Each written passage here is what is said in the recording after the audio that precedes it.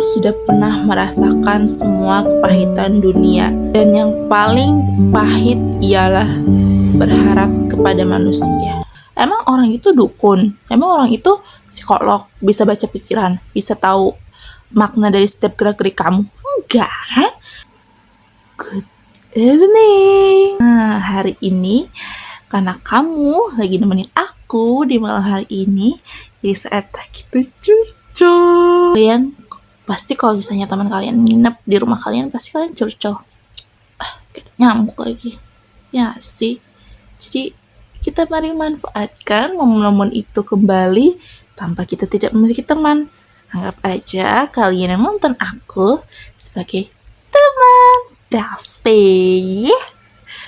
Oke. Mau curhat apa nih? Tahu nggak? Aku memiliki satu hal yang sangat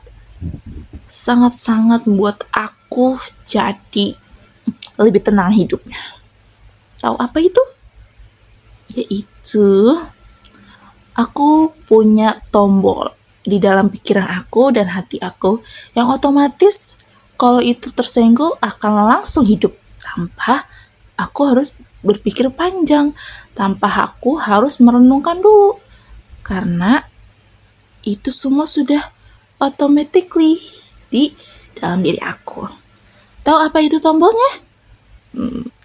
Tombolnya adalah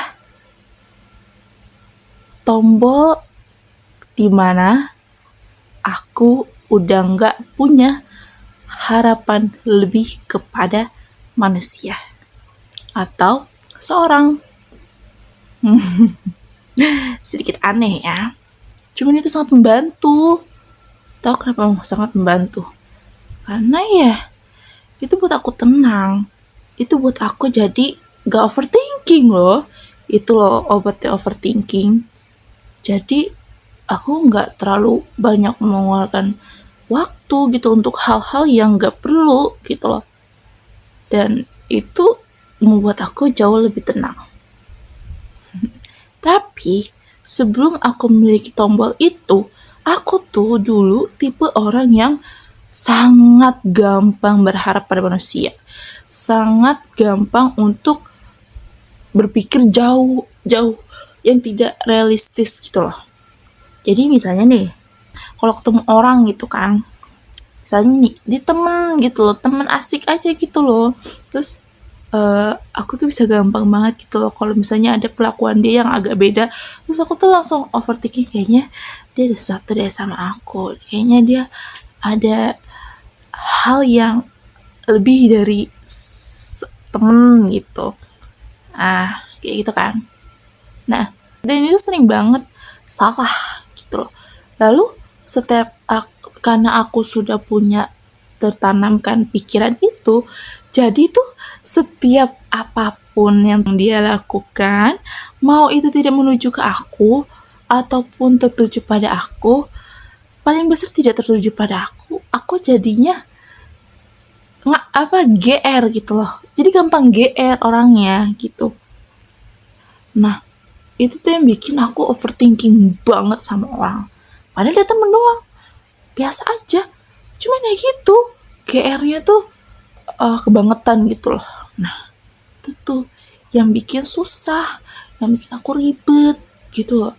Karena kepikiran mulu, karena kayak bertanya-tanya di otak, ini orang maksudnya apa ya? Ini orang ngapain ya kayak gitu? Apa dia maksudnya kayak gini ya? Atau dia mau kayak gini ya tapi nggak bisa? Terus selalu berpikiran kayaknya dia mikirin gue deh setiap hari. Kayak apa ya yang dia lakuin sekarang gitu. Wah, itu sangat annoying gak sih? Kayak apa sih mikirin kayak gitu, gak penting banget. Tidak ada tanda-tanda yang menunjukkan ekspektasi kita itu terjadi gitu, gak ada. Jadi ya halusinasi aja gitu loh. Dikarenakan ada satu kejadian atau tindakan dari seorang itu yang menurut kalian agak beda. Ya belum tentu sesuai apa yang kalian maksud di pikiran saya gitu waktu itu. Nah, itu tuh hal yang bikin gue jadi kayak banget ya dulu kalau mikir tuh kayak kejauhan gitu loh mikirnya, karena gampang berharap sama orang gitu. Itu kalau misalnya orang yang sebenarnya nggak punya rasa apapun sama aku. Terus yang kedua, sama orang yang punya rasa. Kalau udah orang ada yang punya rasa sama aku tuh, itu akan jauh lebih berkali lipat pusingnya aku. Akan jauh lebih berkali lipat GR-nya aku. Kalau diinget dulu tuh yang kayak, ih nggak banget ya punya pikiran kayak gitu, ngapain sih? Iya, jadi kalau ada orang yang suka sama aku tuh, jatuhnya tuh aku jadi ngarep banyak hal sama orang itu. Jadi kayak seharusnya dia kayak gini dong kalau mau ngedeketin gue gitu. Seharusnya ya dia apa kek gitu loh, berusaha apa gitu. Nah, di satu sisi ada alasan di mana orang itu nggak ngelakuin ekspektasi yang kita mau, karena aku nggak kasih dia feedback juga gitu. Aku juga nggak ngasih feedback yang sesuai yang dia inginkan gitu loh, sesuai yang seharusnya gitu loh. Jadi ya nggak akan ketemu di tengah-tengah gitu loh. Kalau satu orang yang mulai mencoba tapi aku nggak ngasih feedback yang seharusnya gitu loh. Ya feedbacknya sewajar-wajarnya gitu, tapi aku nggak kasih gitu loh.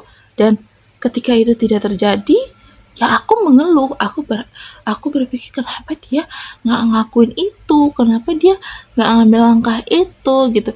Tapi aku nggak berkaca pada diri aku, ternyata ya itu semua tidak akan terjadi kalau kamu nggak bergerak apapun gitu. Iya, kamu disukain sama orang, tapi kan kalau suka sama orang, kalau dia nggak di feedback dengan baik, ya dia juga lama-lama kan akan sulit untuk bisa ke tahap yang kamu pengen gitu kan. Nah itu tuh kesalahan aku, dan aku di situ berharap seperti itu dan mulai kecewa sama orang itu. Ya otomatis kalau ekspektasi kita nggak terjalankan sesuai keinginan, ya kita kan kecewa dong otomatisnya gitu kan. Nah nanti ya jadinya playing victim jadinya. Aduh, ini aku. Jadinya ya playing victim kan. Terus nyalain orang itu, kenapa sih dia nggak berani banget jadi orang, kenapa sih dia nggak peka banget jadi orang gitu kan.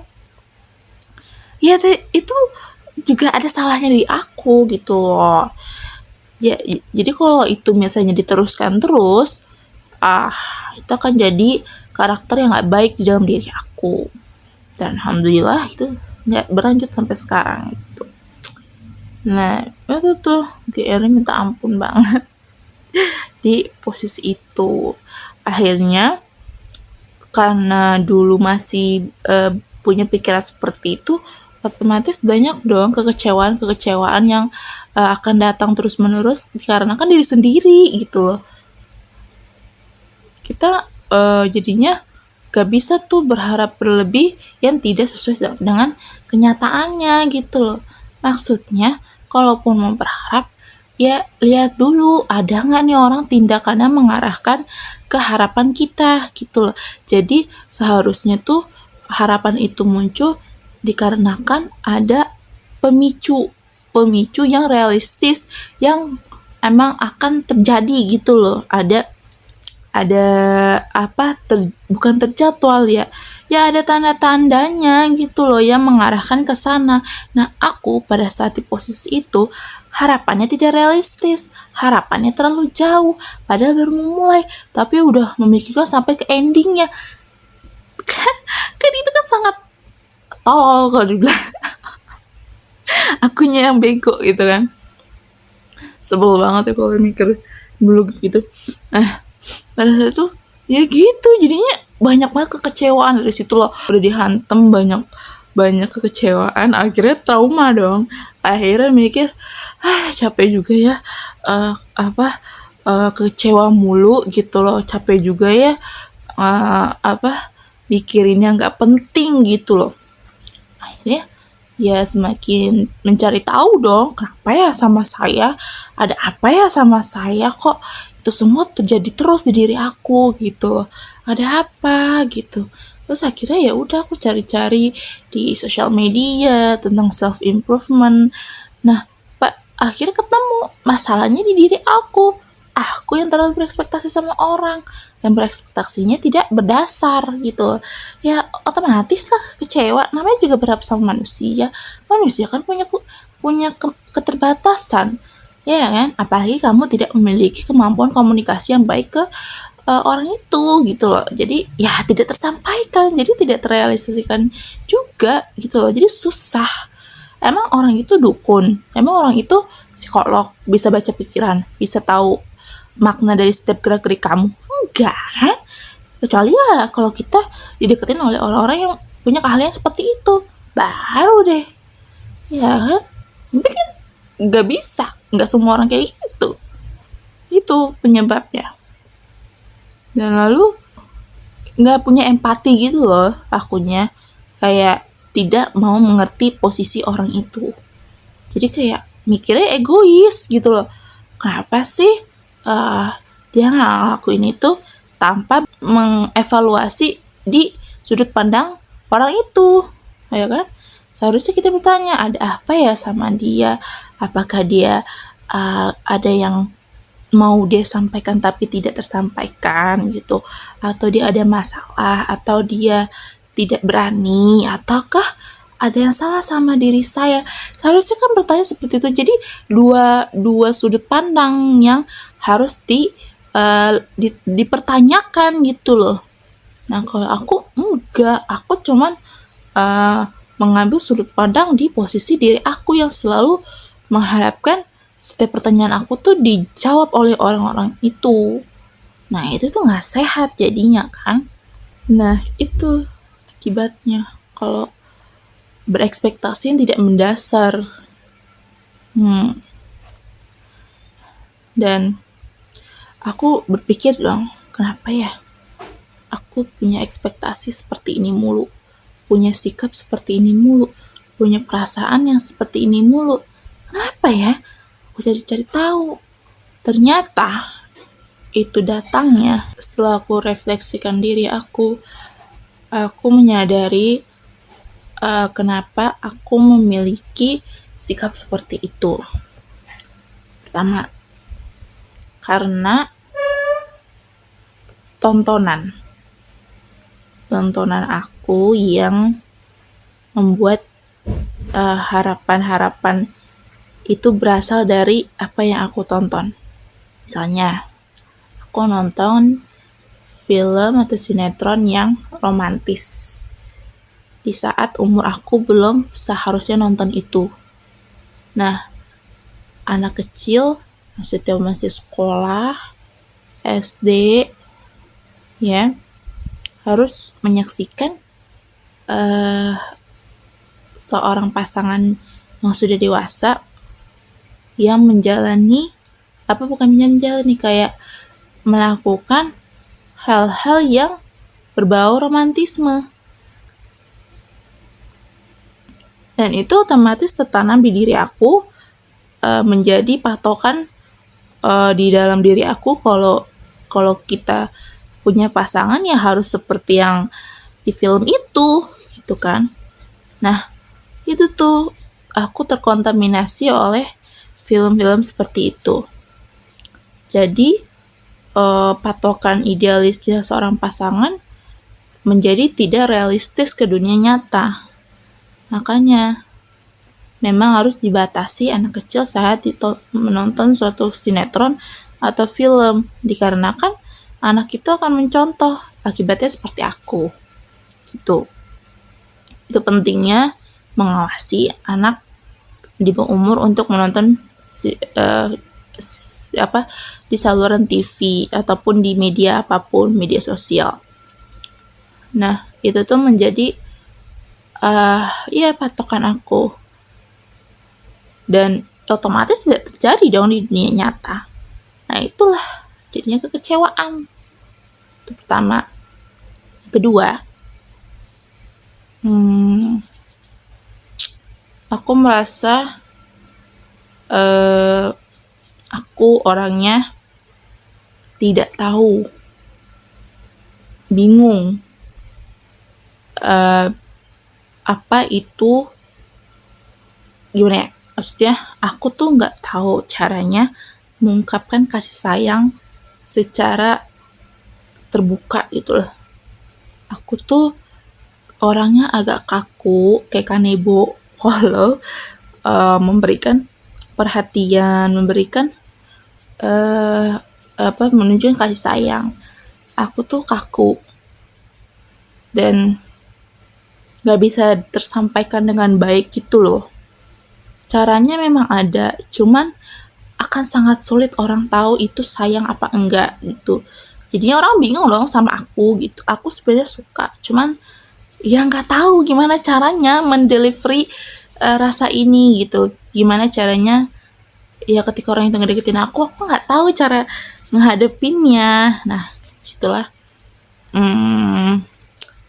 aku tidak bisa mentimbal balikan ke orang itu. Setiap ada orang yang mendekati aku. Nah itu juga, jadi aku nggak punya referensi tentang kasih sayang, cara pengungkapan kasih sayang ideal tuh gimana. Jadilah aku tidak bisa mendelivery rasa aku dengan baik sama orang. Jadinya ya referensinya nggak bagus,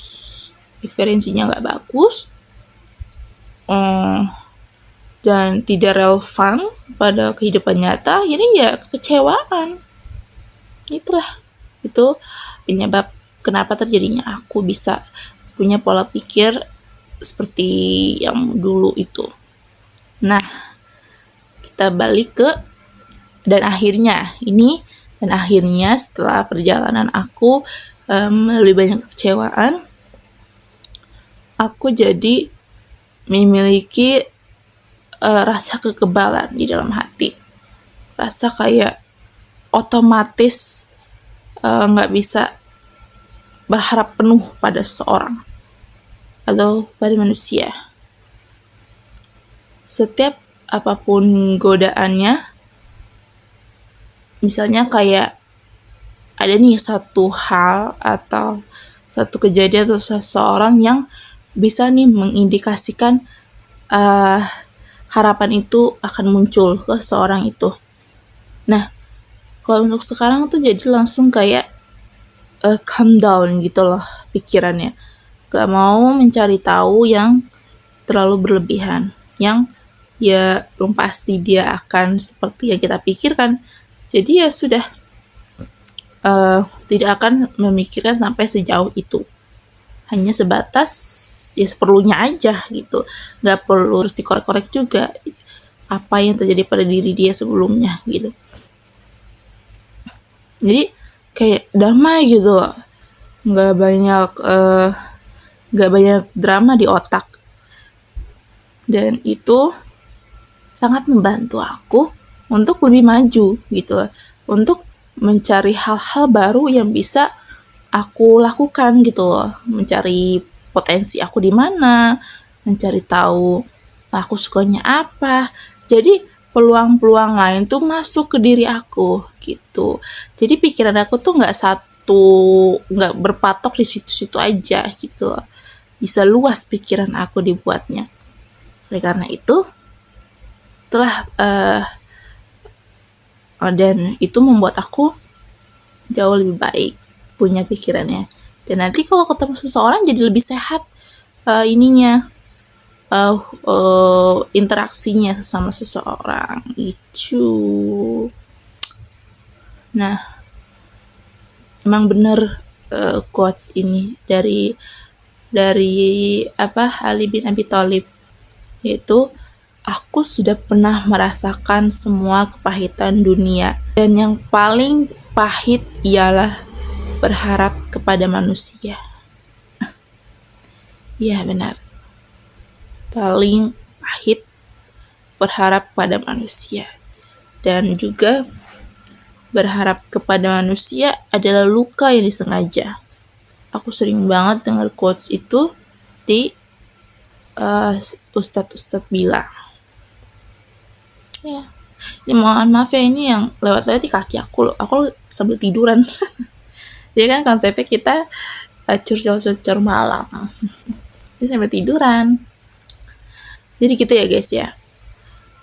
Kalian kalau pernah di posisi aku dan sekarang masih di posisi aku, berlatihlah terus, mencernalah terus dengan baik apapun yang sedang terjadi di diri kamu. Apakah ini realistis? Apakah ini sesuai, relevan pada diri kamu? Apakah ini bernilai? Kamu harus pikirkan itu. Karena kita punya keterbatasan waktu dan pemikiran. Kalau waktu kita terbuang oleh di situ-situ aja, ya kamu nggak akan bisa melihat hal-hal yang lebih besar lagi. Jadi berpikirlah luas. Aku cuman nggak mau kita tuh terbelenggu oleh harapan yang terbelenggu oleh ketergantungan pada manusia. Jadi kita harus bisa hidup dengan mengandalkan diri sendiri. Jadi tetap semangat semuanya. Ini akan memang panjang, tapi pasti akan bisa. Oke, terima kasih udah dengerin curcol aku di malam hari ini. Kalau kalian mau ada request ngebahas apa gitu loh untuk curcol malam ini, aku bisa komen ya di bawah. Jangan lupa subscribe channel aku yang masih kecil ini. Aku tuh bikin YouTube tuh cuman mau curcol aja, karena aku nggak terlalu banyak punya temen. Jadi aku cari teman di online. Ya, aku harap kamu sudi berteman dengan aku. Oke, selamat tidur ya, papa baby. Ya, semuanya. Semoga tidurnya pulas dan bangun dengan bahagia. Bye, good night. Assalamualaikum. Assalamualaikum dari kaki aku. Bye.